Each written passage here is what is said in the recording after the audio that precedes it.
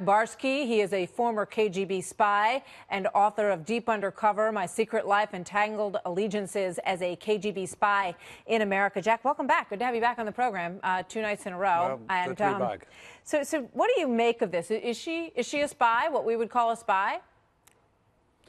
I would think so, albeit most likely an amateur, because I understand she communicated via Twitter and emails. A trained an operator wouldn't do that.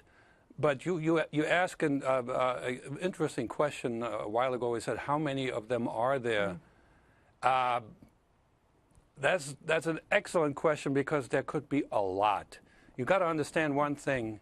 If you are in this kind of an oligarchy that Russia is, if you are somebody, you are there. You are somebody because you're allowed to be somebody.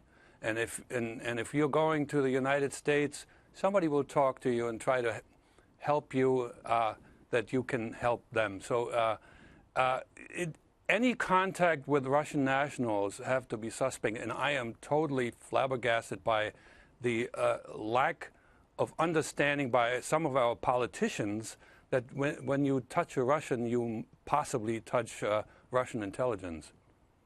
It's fascinating. I mean, from your own experience being here, compare what it was like for you and how you worked with how you see her working. You say that she's an amateur, and maybe she's somebody who's trying to move herself up the chain of command from Mother Russia. Explain how that works when you came. Well, let me tell you something. Calling her an amateur, I also have to compliment her, because she got a lot further than I, as a trained professional, got. I mean, she made contact with a whole lot of people that are and would be of interest to Russia.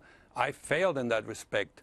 I was trained extremely well. I was really undercover secret. She's playing the game, you know, around the, you know, there's a fine line between being a friend and being an influencer, trying to, you know, get close to somebody and eventually making that person an asset.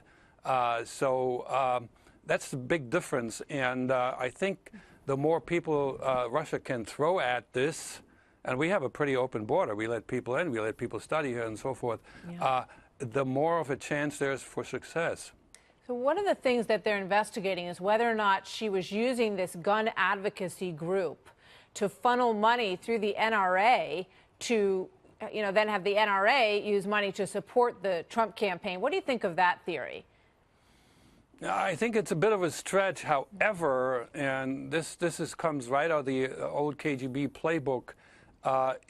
We were taught, and I think this is real, that the best recruits are the ones, folks with strong convictions.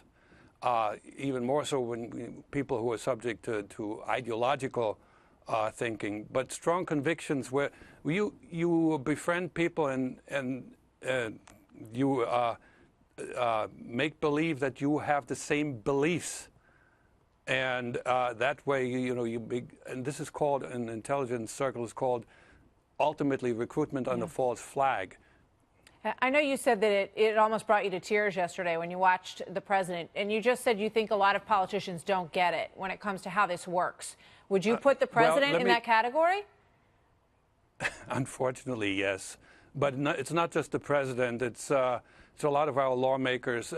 This is my observation, that Americans are very trusting and very naive, unlike Europeans, who are always suspicious of their neighbors. This should not trickle up to the highest levels of government. We've got to be a little more careful. Jack Barsky, fascinating. Thank you very much. Good to have you here tonight, sir. You're welcome.